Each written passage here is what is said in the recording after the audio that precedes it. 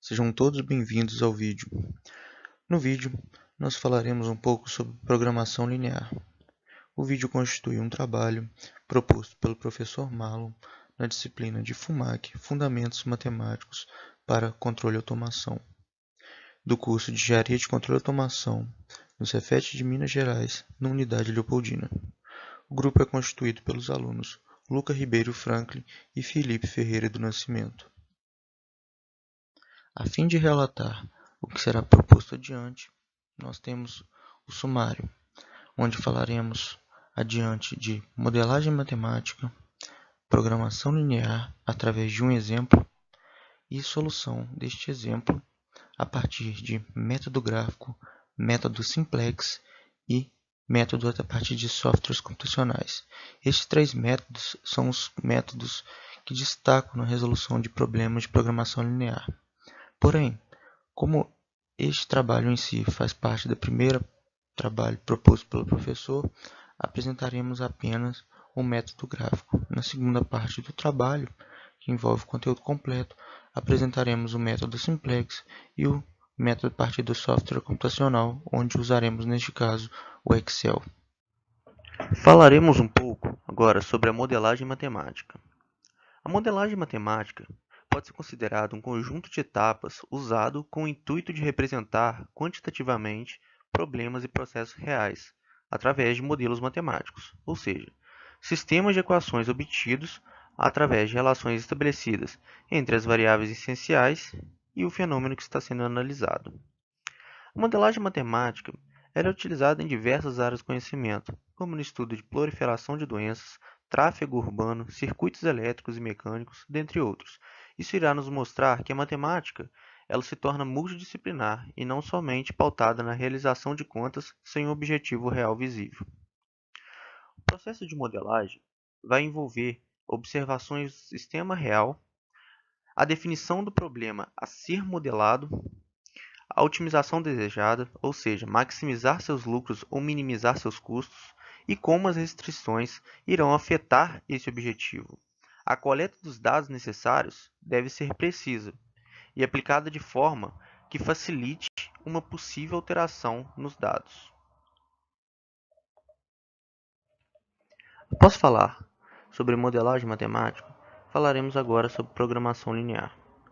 Sem dúvida, essa é uma das técnicas da pesquisa operacional das mais utilizadas em se tratando de problemas de otimização. Os problemas de programação linear, onde em alguns pontos chamaremos de PL para simplificar, vão buscar a distribuição eficiente de recursos limitados para atender um determinado objetivo, em geral, maximização de lucros ou minimização de custos. Em se tratando de PL, esse objetivo é expresso através de uma função linear, denominada função objetivo. Para tal, a gente, através do exercício, deve determinar as variáveis de controle, que são as variáveis de decisão, e também há pontos, informações apresentadas, que vão ser definidos como as atividades que vão consumir recursos e proporções nos quais esses são consumidos. Essas são chamadas de restrições, do modelo, que podem ser definidas através de equações ou inequações. Através do exercício que será trazido posteriormente, há um entendimento maior sobre tal.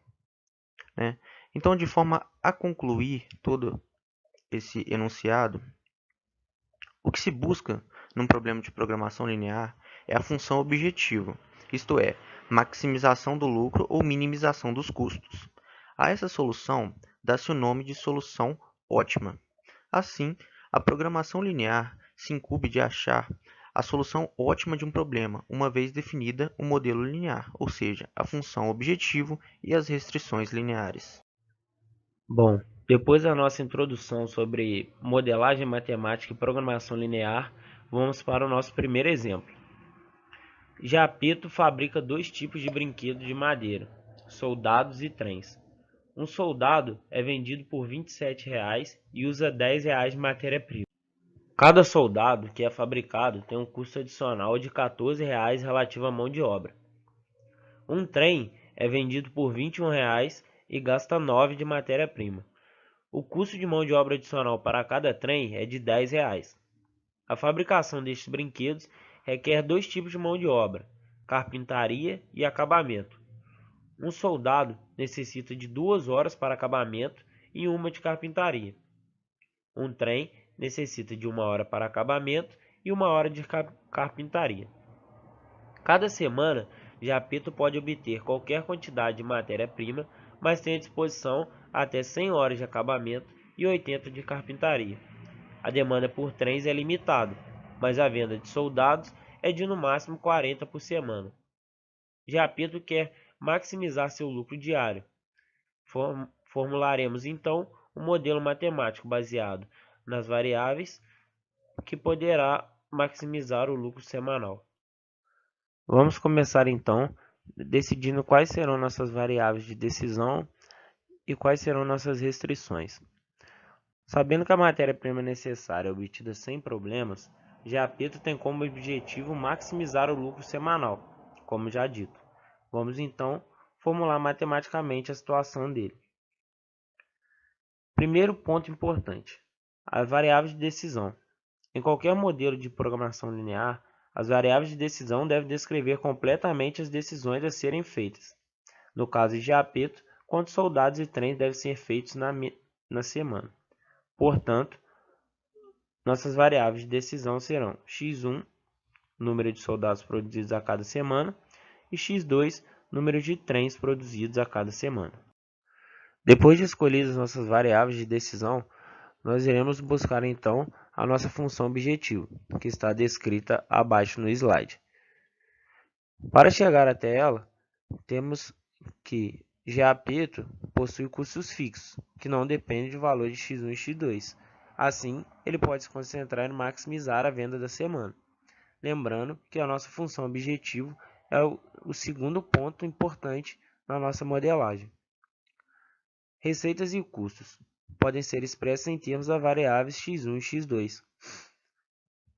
Porém, devemos levar em conta que se Japeto produzir mais brinquedos do que ele possa vender, seria um prejuízo. Então, assumimos que todos os brinquedos produzidos possam ser vendidos. Então, temos a receita da semana é igual à receita dos soldados mais a receita dos trens. Então, as receitas da semana é igual ao preço por soldado vezes soldado vendidos por semana, mais preço por trem vezes os trens vendidos por semana. Obtemos então a equação: receita por semana é igual a 27 vezes x1 mais 21 vezes x2. Vamos agora então determinar qual será a função que devemos maximizar. Inicialmente, temos que a função é z igual a 3x1 mais 2x2. Então, vamos mostrar de onde surgiu essa função. Considerando o enunciado, temos que os custos com matéria-prima para produzir os soldados é de R$10 cada, e o de trens é 9. Colocando isso em equação, os custos de matéria-prima é igual a 10x1 mais 9x2. Com mão de obra, temos R$14 para cada soldado e R$10 para cada trem. Em equação, custo de mão de obra é igual a 14 vezes x1 mais 10 vezes x2. Juntando isso com a equação anterior, que seria da venda de cada brinquedo, subtraindo então nossos custos com mão de obra e matéria-prima, chegamos à função objetivo de Japeto, que é z igual a 3x1 mais 2x2. Analisando nossa função objetivo, vemos que depende apenas de duas variáveis. Concluímos então que, se x1 e x2 aumentam, a função de Japeto será sempre maior.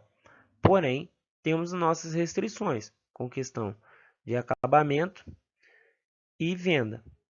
Então, temos que x1 e x2 se tornam limitados pelas seguintes restrições. Primeiro, cada semana, Japeto não pode realizar mais que 100 horas de acabamento. Segundo, em cada semana, não pode realizar mais de 80 horas de carpintaria. E terceiro, temos limitação de demanda de venda, onde não podemos vender mais de 40 soldados por semana. Criaremos então inequações para expressar cada uma das restrições.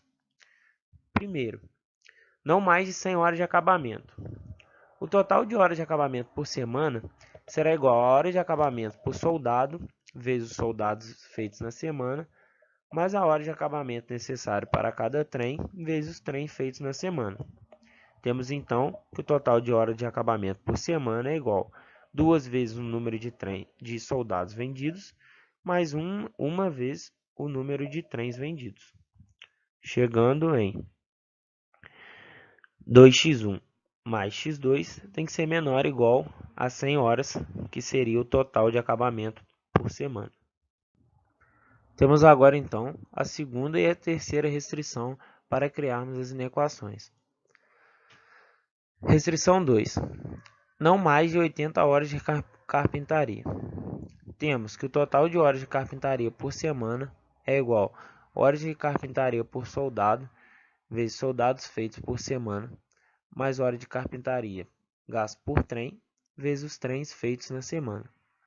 Total de horas de carpintaria por semana fica 1 vezes x1, que é o número de soldados vendidos, e 1 vezes x2, mais 1 vezes x2, que seria o número de trens vendidos.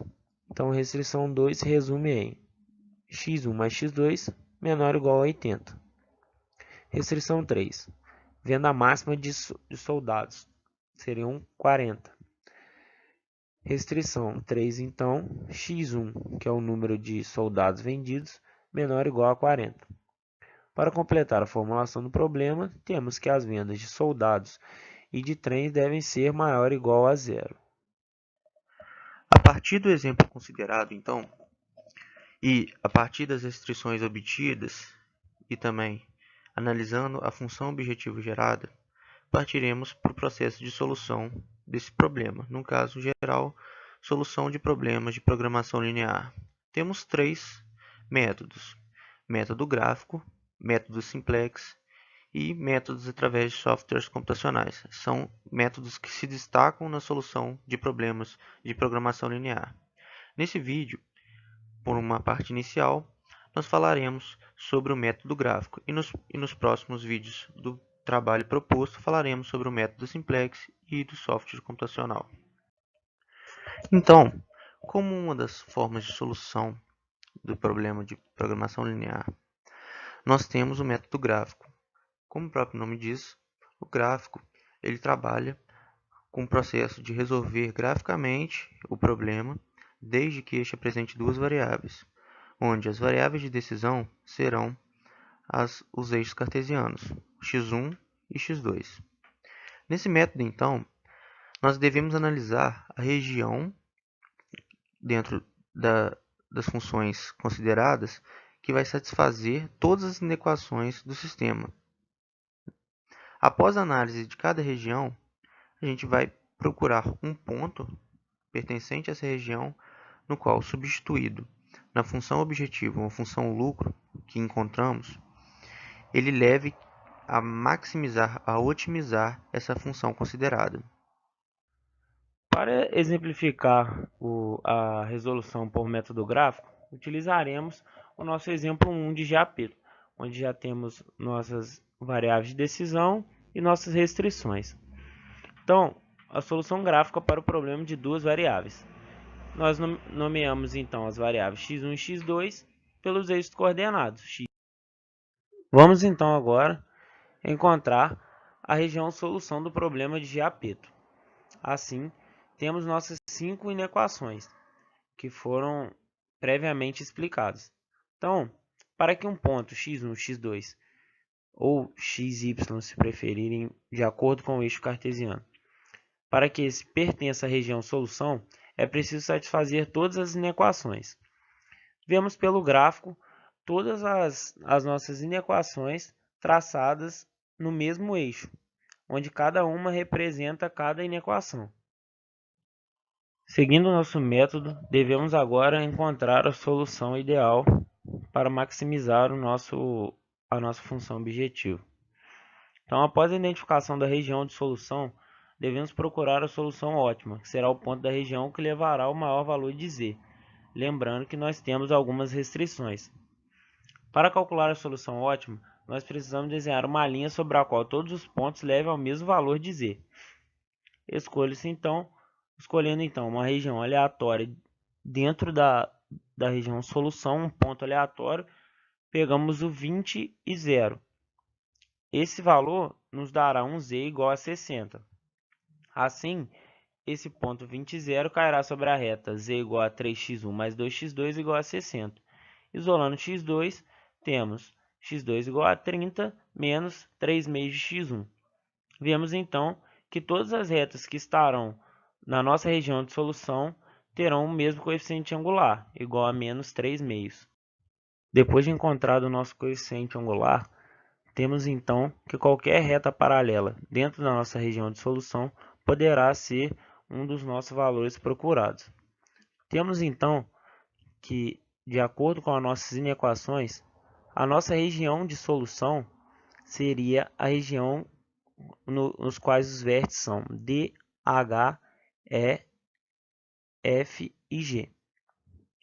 Então, cada vértice desse nosso polígono, que seria a nossa região de solução, deverá ser testado e então ali devemos encontrar o máximo. Analisando e fazendo as substituições, vemos que G seria 20 e 60. Ou seja, esse ponto foi o que gerou o maior valor na nossa função objetivo. Substituindo, z é igual a 3 vezes 20 mais 2 vezes 60, que seria 180. Então, considerando todas as nossas restrições, o valor máximo de z, de acordo com o problema, seria 180. E o valor de x1 e x2 seria 20 e 60, respectivamente. Para finalizar o vídeo, apresentamos agora as referências utilizadas, né? Baseamos no livro-texto Matemática Superior para Engenharia e em alguns links encontrados em algumas instituições federais, principalmente. O exercício utilizado como exemplo para a resolução do problema é encontrado no primeiro link enunciado como referência. Agradecemos a atenção de todos e esperamos que tenham entendido todo o processo. Obrigado.